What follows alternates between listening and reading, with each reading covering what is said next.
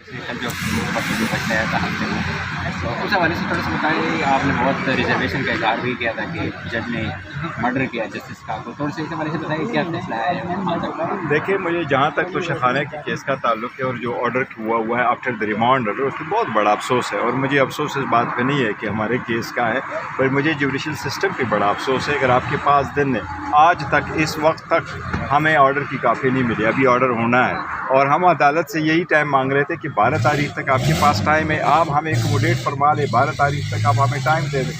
ایسی صورتحال میں اگر آپ ان نیسیسری لٹیگیشن کو بھی اوائڈ کرنا چاہتے ہیں تو آپ کو چاہیے کہ آپ ٹائم پرووائڈ کریں.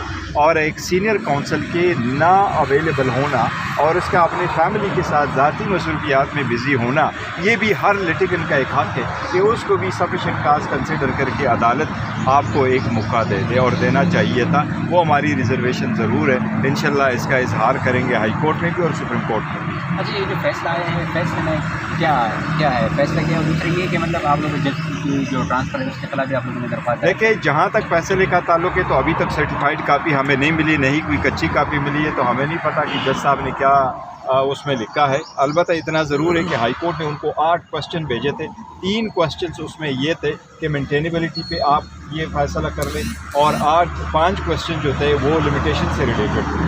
اب انہوں نے کس طرح اس کو آنسر کیا ہے، کیا اس کے بارے میں لکھا ہے، یہ تو ڈیسیجن آئے گا تو پتہ ہوگا.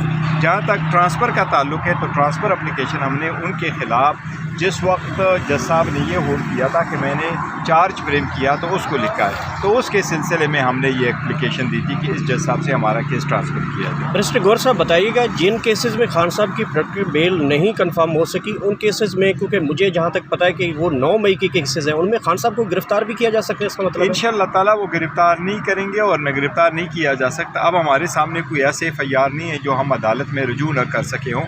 ہمارے پاس اس عدالت میں آج جو اپلیکیشن ہے ہم نے فائل کی ہے اور وہ پروسیس ہو گئی ہے، اور انشاءاللہ تعالیٰ وہ کل لگی ہوگی. اس میں آج چیف جسٹس صاحب کے نہ ہونے کی وجہ سے آج سیم ڈے کے لیے نہیں ہو سکی، اس لیے خان صاحب کو واپس جانا پڑا لاہور.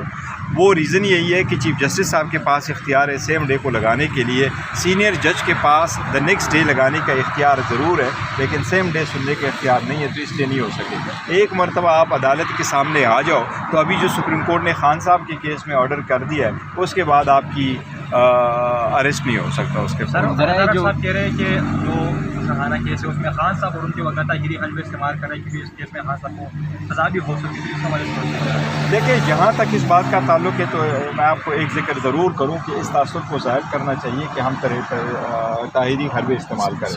یہ کیس فائل ہوا تھا 8 نومبر کو، خان صاحب کو پہلا نوٹس ملا ہے 12 دسمبر کو، اور خان صاحب کو کہا 12 دسمبر کہ آپ 9 جنوری کو پیش ہو جائیں.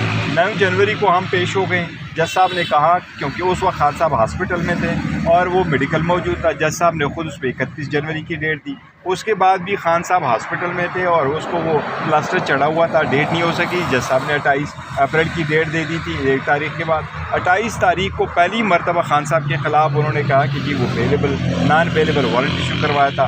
اس کے بعد جب ہم ہائی کورٹ گئے اور ہائی کورٹ نے ہمیں یہ آرڈر کر دیا تھا کہ آپ واپس جج صاحب کے پاس چلے جائیں. پھر ہمارا جس وقت درخواست ڈسمس ہو گیا اور جب جج صاحب کے پاس آئے تو وکلاء کی اسٹرائک کی وجہ سے ہمیں کورٹ نے ڈیٹ دے دی تھی 1 مہینے بعد، جس کے بعد الیکشن کمیشن نے درخواست دی کہ اس کی سنوائی جلدی کی جائے. وہ درخواست کورٹ نے